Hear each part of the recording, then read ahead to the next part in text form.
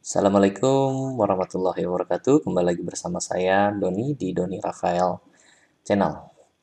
Oke, pada malam ini saya ingin membuat sebuah tutorial tentang load balance. Jadi ada yang bertanya dan meminta tolong untuk dibuatkan tutorial load balance di Mikrotik dengan dua metode, yaitu yang ECMP ya equal cost multiple path, dan yang satu lagi tentang metode yang PCC. Oke, saya akan coba buatkan tutorialnya atau menggunakan GNS3 emulator ya, atau simulator. Jadi biar teman-teman semua bisa melakukan praktikumnya ya. Pastikan server lokalnya dan VM-nya sudah running. Untuk yang belum tahu bagaimana cara mengaktifkan ini, silahkan bisa lihat tutorial saya di GNS3 series, mulai dari seri 1. Oke, langsung saja teman-teman. Untuk membuat project baru, silahkan pilih file, new blank project. Silahkan berikan nama load balance isi mp. Oke, saya akan demokan ini untuk Mikrotik ya teman-teman. Jadi silakan teman-teman masukkan sebuah perangkat Mikrotiknya. Ini nggak akan saya jelaskan. Bagaimana cara menambahkan perangkat dan lain sebagainya ada di tutorial saya yang GNS3 series. Silakan tambahkan satu buah router. Bukan satu buah. Kita buat topologi seperti ini teman-teman. Jadi ada dua buah router ya. Katakanlah ini adalah ISP1 dan yang ini adalah ISP2. Oke. Nah, jadi nanti untuk ISP1 dan ISP2 ini akan mendapatkan koneksi internet dari NAT ya. Jadi saya buatkan NAT-nya di sini. Ya, jadi memang sedikit tricky teman-teman ya untuk membuat topologi di GNS3. Jadi saya membutuhkan sebuah switch di bawah NAT. Untuk apa? Untuk menghubungkan ISP1 dan ISP2. Jadi ini saya hubungkan ke sini, yang ini saya hubungkan ke sini. Ya. Jadi nanti sebenarnya ISP1 dan ISP2 ini berada dalam satu segmen network yang sama ya. Nggak ada masalah ya, tapi nanti kita ingin melihat perjalanan paket dari router yang ada di bawah ISP1 dan ISP2 seperti itu. Oke, jadi nanti di sini kita akan pasangkan sebuah router ya yang akan menerapkan metode load balance menggunakan ECMP ya. Jadi nanti si router ini dia memiliki 5 buah interface ya, 5 buah NIC, yang mana NIC yang pertama itu akan terhubung ke ESP1 menggunakan Ether 2 di ESP1-nya. Kemudian untuk interface Ether 2 terhubung ke ISP2, yaitu Ether 2. Nah, agar muncul informasi Ethernya, silahkan klik tombol ini teman-teman. Oke, kita rapikan ya agar tidak tertukar. Untuk pengelamatan IP-nya saya akan buatkan seperti ini. Yang sebelah sini satu berapa? Kita kasih 192 168. Ini berapa? 101/24 ya. Oke, kemudian untuk yang sebelah kanan kita akan berikan alamat nantinya. Kalau ini kelas C, ini kita kasih misalkan kelas A, 10 10 10 1/24. Oke, biar terlihat perbedaannya. Kemudian nah di sini ada interface Ether 1 dan Ether 2. Kemudian saya akan buatkan satu buah atau dua buah klien kali ya di bawah router yang menerapkan load balance ECMP ya. let's say saya akan gunakan Firefox 1 buah, dan yang satu lagi adalah WebTom. Oke, yang mana kedua buah perangkat ini akan saya berikan IP secara dinamis ya. Jadi nanti saya akan memberikan settingan DHCP server di Ether 3 sini.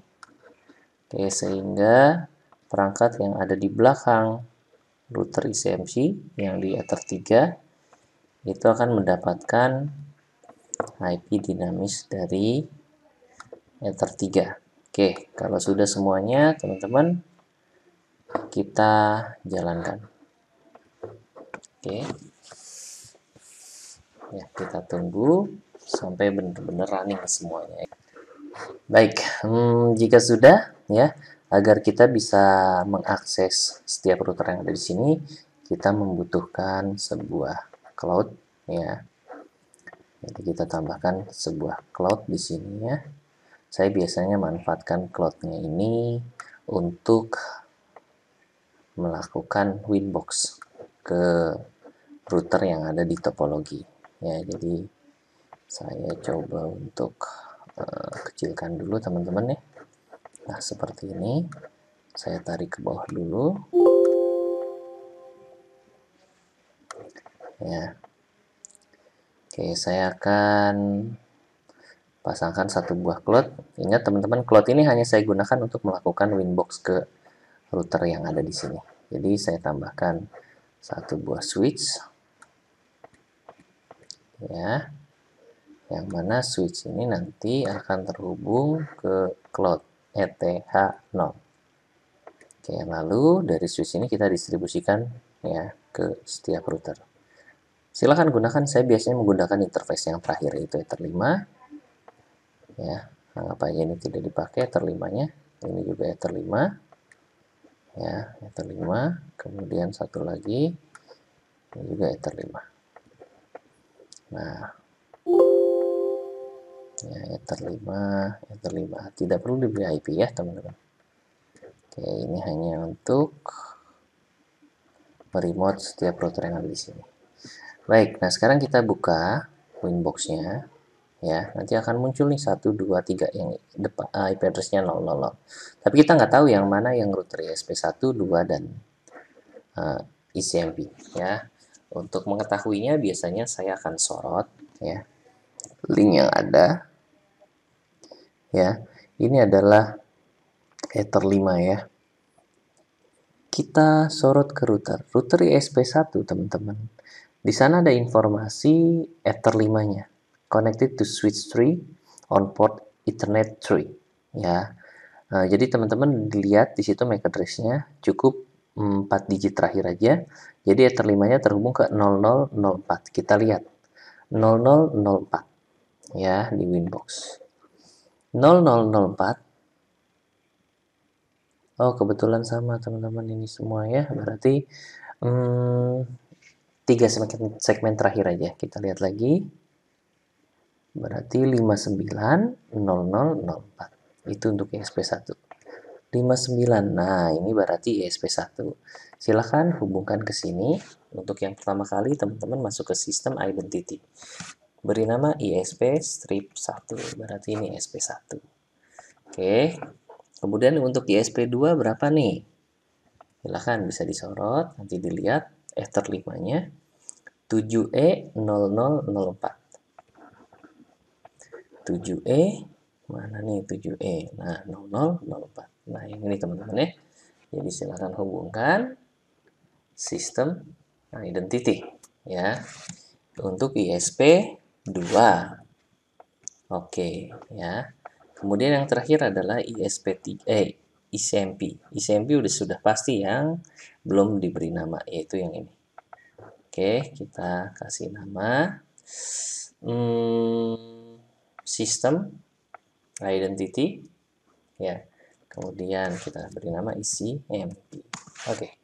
Baik teman-teman, kalau sudah ya, kita akan lakukan konfigurasi untuk router kita ya. Yang mana si router ISP ini dia memiliki Ether 1 yang terhubung ke ISP1 dan Ether 2 yang terhubung ke ISP2. Jadi teman-teman nanti bisa memberikan alamat IP yang di sini nih. Dan yang di sini. Oke, jadi ini kita kasih biar satu network, kita kasih alamat 2, yang ini kita kasih alamat 10.2. Nah, kalau sudah, silahkan teman-teman pasangkan dulu untuk router ISP-nya. IP, addresses, tambahkan Ether satunya yaitu 192.168.100.2. Jangan lupa prefixnya /24 untuk Ether 1. Untuk yang kedua yaitu 10.10.10.2/24. Ini untuk Ether 2, jangan lupa ya. Nah, kita sudah punya dua IP yang terhubung ke ISP1 dan ISP2. Tapi, nah untuk ISP1 dan 2-nya kan belum kita pasangkan IP-nya ya. Dan ISP1 dan ISP2 juga belum men-sharingkan koneksi internet ya. Jadi, silakan teman-teman masuk ke ISP1 dulu. Kita akan setting IP untuk ISP1. Nah, IP, addresses, Ether satunya dia otomatis dapat di HCP client dari si NAT1 ini. Ya, kita bisa cek teman-teman. Kita bisa cek di new terminal. Kita bisa cek ping ke 888 pasti sudah terhubung. Dan kita coba cek ping ke google.com. Nah, sudah terhubung ya. Nah, tinggal kita pasangkan interface yang Ether 2-nya, yaitu 192.168.100.1/24. Kalau sudah, kita pasangkan, kita coba ping 192.168.100 kedua ya. Oke, sudah beres. Langkah selanjutnya kita jadikan dia sebagai DNS server juga ya, yang otoritatif. Masuk ke menu IP, DNS. Kita checklist allow remote request-nya agar si klien bisa bertanya ke si router ini. Jika sudah, kita lakukan sharing koneksi internet menggunakan NAT untuk ISP1. IP, firewall, NAT. Ya, kita tambahkan chainnya source NAT, with interface yang keluarnya itu internetnya Ether 1, actionnya pilih masquerade. Oke, sip. Nah, kalau sudah, artinya si ISP1 ini sudah bisa men-sharingkan koneksi internetnya ke router ICMP. Settingan ISP1 sudah oke ya. Kemudian kita masuk ke settingan yang ISP2. Oke, untuk yang ISP2 teman-teman masukkan IP, addresses ya. Kemudian tambahkan untuk Ether 2-nya yaitu 10.10.10.1/24. Oke, jika sudah, kita cek konektivitas dulu teman-teman. Ya, kita coba ping 10.10.10. Sorry, 2 ya, ke bawah. Sudah oke. Ping ke google.com. Sudah oke juga. Tinggal kita sharingkan IP, firewall, NAT, tambahkan rule-nya, out interface-nya Ether 1, action-nya masquerade. Baik, kalau sudah selanjutnya kita akan masuk ke yang router ICMP. Apa yang kita lakukan di sini ya di ICMP ini? Jadi kita pertama pasangkan interface-nya tadi sudah. Yang kedua, kita coba tes konektivitas dari ICMP. Nah ini kita coba ping ya, kemana? Ke google.com tentunya ya. No, ping google.com. Oke, belum nge-resolve. Artinya apa? DNS-nya belum dipasangkan. Kita coba ping dulu ke 888. Oke, nah masih belum bisa juga. Kira-kira kenapa teman-teman? Ini belum bisa karena apa? Karena kita belum melakukan ya, apa? Oke, IP root ya dari si router ini. Ya. kita ping dulu saja ke masing-masing gateway. Ping 192.168.101, oke. Kemudian ke 10, 10, 10, 1 sudah oke. Nah, kita akan lakukan IP route, teman-teman, ya. Nah, sedikit berbeda ya. Karena kita di sini memiliki 2 ISP ya. Katakanlah ISP1 kita berikan bandwidth 4 MB ya. Untuk ISP2 ini bandwidthnya 2 MB. Ya, artinya 2:1. Ya. Ini 2, ini 1 ya. Jadi untuk implementasi load balance SMP ya, atau SMP, kita bisa manfaatkan ya. Sini teman-teman, IP routes ya. Kita bisa tambahkan IP routes. Nah, biasanya kan kalau kita ingin terhubung ke internet ya, kita tambahkan default route-nya 000, gateway-nya hanya ada 1 ya. Nah, karena kita ini menerapkan load balance untuk SMP ya, jadi kita harus memasukkan gateway-nya sebanyak 2 buah ya. Yang pertama adalah untuk ke ISP1 yaitu 192.168.101, dan yang kedua adalah ke 10, 10, 10, 1. Nah, tapi teman-teman, karena di sini bandwidth-nya berbeda, ini 4 mega, ini 2 mega. Nah, kita lakukan perbandingan ya. Jadi ini 2:1. Jadi gateway yang ke 101-nya ini 2, gateway yang ke 10 satunya ini cukup 1. Sehingga kita perlu tambahkan 1 lagi, yaitu 192.168.101. Jadi ke kirinya 2, yang 4 mega, ke kanannya 1 kali. Lalu oke ya, apply. Oke. Nah, jadi settingannya seperti ini, teman-teman. Ya. Kemudian kita akan coba tes konektivitas. Ping 88.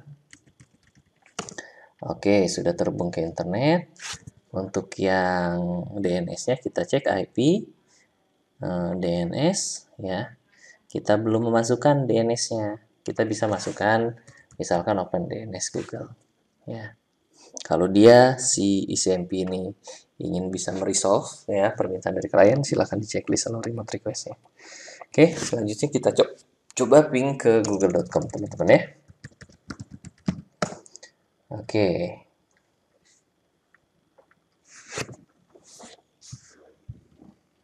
Oke, ini belum resolve. Oke, kita cek dulu kenapa dia belum bisa nge-resolve. Oke, kita coba cek untuk yang ISP2 ya. ISP2-nya ini IP, DNS. Oke, belum ke checklist. Kalau remote request-nya apply, dia ke 121. Ya, kita coba sekarang ping ke google.com. Oke.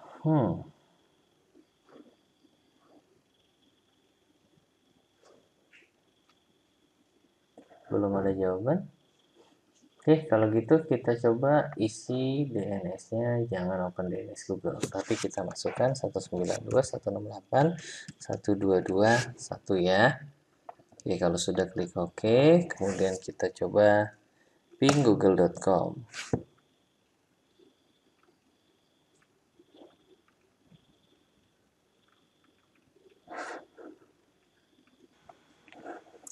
Oke, jadi ini ternyata masih loading ya. Oke, clear. Oke, kita bersihkan dulu aja. Ini gateway kita tadi sudah oke. Ini settingan DNS-nya ya. Saya menggunakan OpenDNS Google. Sekarang kita coba ping ke google.com. Oke, harusnya oke, sudah bisa ya, berhasil teman-teman ya. Nah, selanjutnya jika sudah ya, sekarang kita coba pasangkan IP untuk klien yang ada di sini. Jadi saya akan coba setting DHCP server untuk Ether 3. Ya, untuk Ether 3 ini kita berikan alamat ya itu 192.168.3.1 ya. Plus 24 untuk yang ini, dan ini dia akan mendapatkan IP dinamis ya dari Ether 3. Jadi kita pasangkan terlebih dahulu teman-teman IP addresses untuk Ether 3 ya, yaitu 192.168.3.1/24. Oke, jika sudah, yang berikutnya adalah kita akan setting DHCP-nya, DHCP servernya, IP, DHCP server, kemudian pilih setup, ya, yang akan kita gunakan sebagai DHCP server interface-nya yaitu Ether 3. Lalu next, ini address space-nya atau network-nya. Lalu ini gateway-nya, nanti untuk klien akan mendapatkan gateway ini. Kemudian ini addresses to give out ya, ini berarti IP yang akan didistribusikan ke klien yang ada di bawah sini. Lalu next, itu bisa kita custom ya teman-teman ya, misalkan 3.2 sampai 3.10 saya ingin memberikannya. Ya, jadi nggak akan dapat 11 dan lain sebagainya. Lalu next, ya DNS servernya ini, open DNS, Google, ya ini list time-nya. Next, kalau sudah selesai, kita lihat di list-nya, ya. Ini belum ada yang mendapatkan IP dari DHCP server ini. Nah, ternyata setelah kita tunggu, ya ada nih active host box. Dia mendapatkan IP 3.10. Nah, box ini dia punya Firefox. Jadi secara default si Firefox ini DHCP kliennya aktif ya. Nah, untuk yang webtoon bagaimana, Pak? Yang webtoon ini kita stop dulu ya. Untuk settingnya teman-teman bisa klik kanan lalu pilih edit config. Silahkan di-uncheck untuk tagar yang ini dan ini ya, biar dia mendapatkan IP DHCP. Lalu save, kemudian kita klik kanan start. Nah, kita bisa lihat nih teman-teman di sini tuh ya, si webtoon-nya ini mendapatkan IP 3.9. Kita coba masuk ke webtoon, klik kanan konsol, kita coba ping ya, terminal atau if config nih ya, kita ketik if config, cek IP, ya dia dapat IP 39 ya. Tapi apakah si klien ini sudah bisa terhubung ke internet? Kita coba ping ke 88 aja dulu. Oke, belum bisa karena apa? Karena teman-teman ya, di router yang ICMP ini kita belum settingkan NAT-nya. Jadi karena di sini kita punya dua koneksi ISP1 dan ISP2, sehingga kita harus melakukan IP firewall NAT sebanyak 2 kali. Yang pertama ya untuk ke ISP1 ya, dia menggunakan interface Ether 1 ya ke ISP1, yang ISP2 out-nya yaitu ke Ether 2. Jadi kita tambahkan untuk yang pertama out-nya ke Ether 1, action-nya masquerade, oke. Yang kedua kita bisa copy saja di sini, yes. Ini untuk Ether 2 teman-teman. Ya, lalu oke. Nanti kita akan memiliki 2 buah NAT. Oke. Nah, sudah ada tuh. Ya. Oke, ini untuk settingan yang ICMP. Ya. Jadi kita coba cek sudah terhubung ya. Nah, dia akan membagi beban secara merata ya. 2 di sebelah kanan ISP1, 1 kali di ISP2.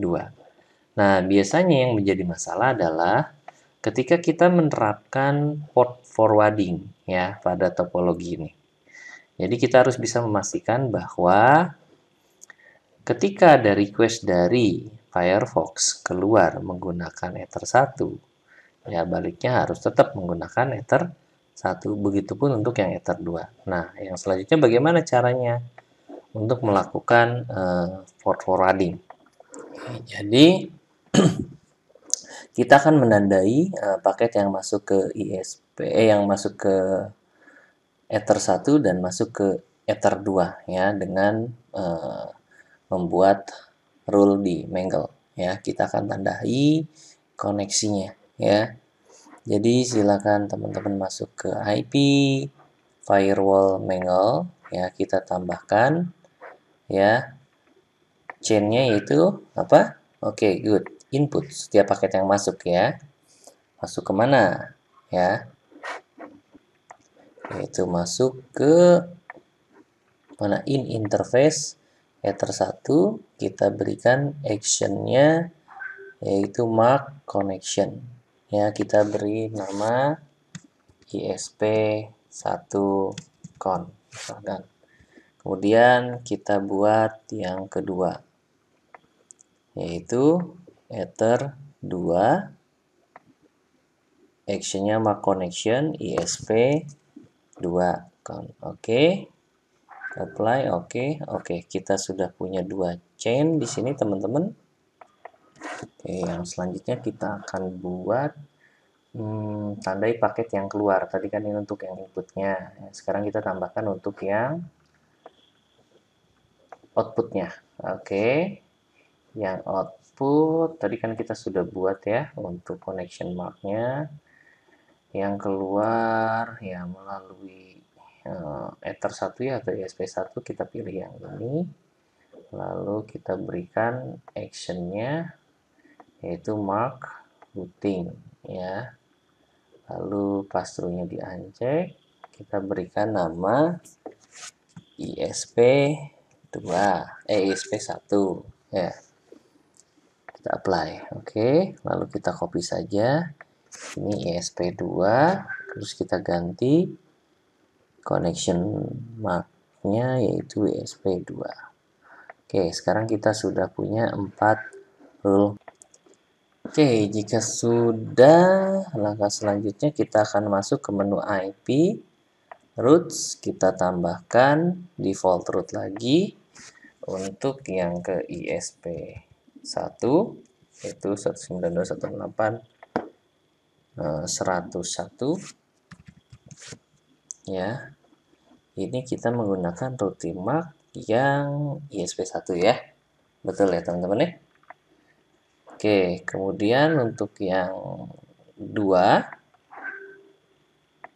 ya, kita tambahkan lagi menggunakan 10.10.1, itu menggunakan routing mark yang ISP2.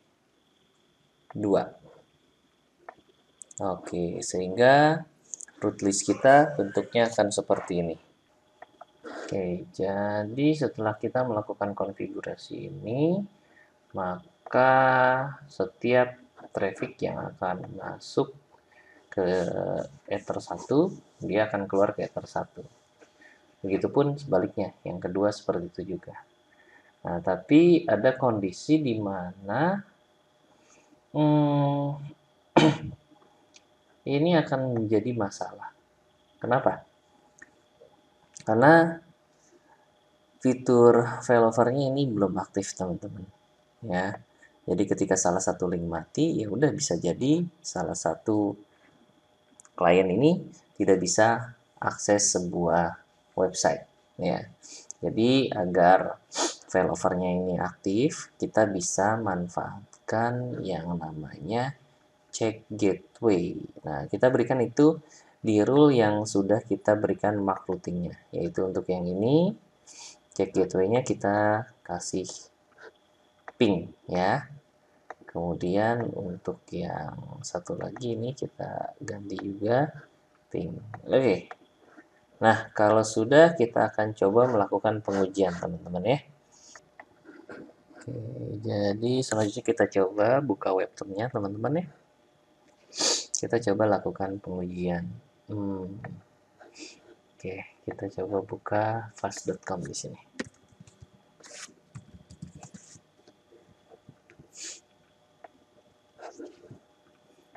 Oke, ya kita cek. By the way, karena ini kita menggunakan GNS3, jadi teman-teman ya, secara default si Mikrotik CHR ini akan dilimit hanya 1 mega. Jadi kita harus upgrade dulu ya untuk license-nya. Gimana cara upgrade-nya? Jadi teman-teman silakan bisa masuk ke semua router ya. Jadi saya akan masuk ke yang ECMP dulu. Jadi memang banyak tricky ya kalau kita menggunakan emulator ini ya. Jadi kalau untuk yang CHR secara default sistem license dia menggunakan level yang free, di mana yang free ini hanya dibatas speednya sebesar 1 Mbps. Jadi kita harus lakukan renew license. Silahkan teman-teman masukkan akun Mikrotik teman-teman yang bisa dibuat di situs mikrotik.com. Silahkan registrasi aja, gampang kok bikinnya. Ya, kalau sudah selesai registrasinya dan bisa login ke situs mikrotik.com, masukkan akunnya ke sini. Nah, saya punya akun mendasa@yahoo.com ya.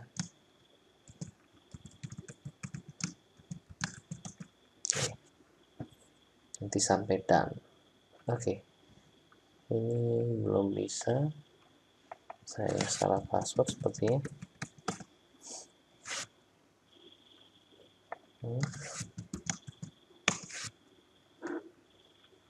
Oke, sudah ya.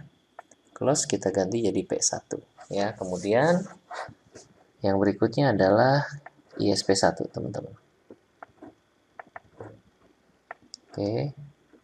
Nah, ISP1 kita masuk ke sistem license.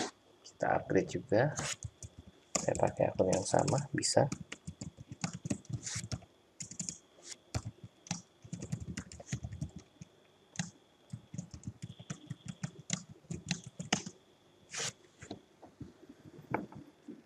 Oke, sudah P1. Kemudian kita coba untuk yang ISP2.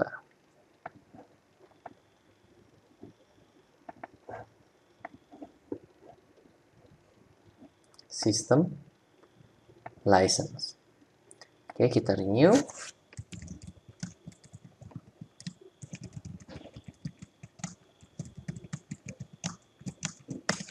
Oke. Dan oke, sudah semua. Nah, karena skenario kita untuk yang ISP1 ini kita beri apa? Upload downloadnya 4 mega. Jadi kita perlu limit bandwidth saya di sini kebetulan 30 mega teman-teman ya. Jadi kalau kita coba ya speed test di sini dia akan mendapatkan bandwidth full yang ada di sini. Ya. Oke, nah tapi skenario kita kan nggak seperti itu ya teman-teman. Jadi di sini untuk ISP1 kita limit dulu nih ya.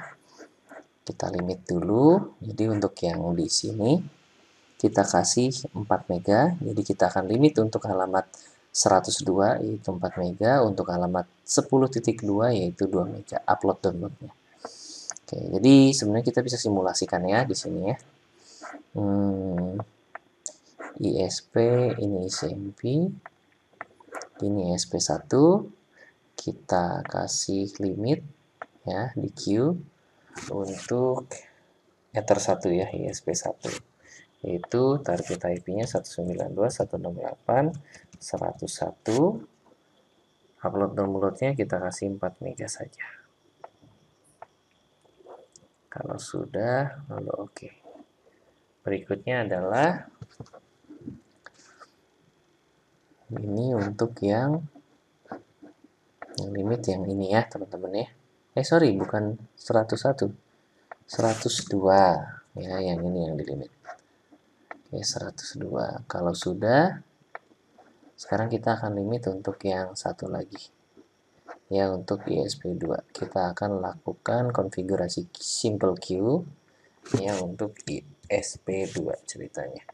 Ini diberikan 10 10 10 2 ya, limit untuk yang network alamat IP yang ini 10 2. Upload downloadnya kita berikan 4 mega 4 mega. Oke, kalau sudah kita coba lakukan pengujian dari sini. Oke, ya. Dia pasti tidak akan mendapatkan bandwidth sampai 30 mega lagi. Ya, karena kita sudah lakukan limitasi bandwidth. Ya, kita bisa monitoring juga teman-teman ya di router ICMP kita. Mana nih? Ya, kita cek tools, torch. Ya, kita monitoring yang ke arah bawah yaitu chapter 3. Nah, cek saja stop torch. Oke, silahkan teman-teman bisa perhatikan. Ya, dia akan mendapatkan bandwidth ya segini.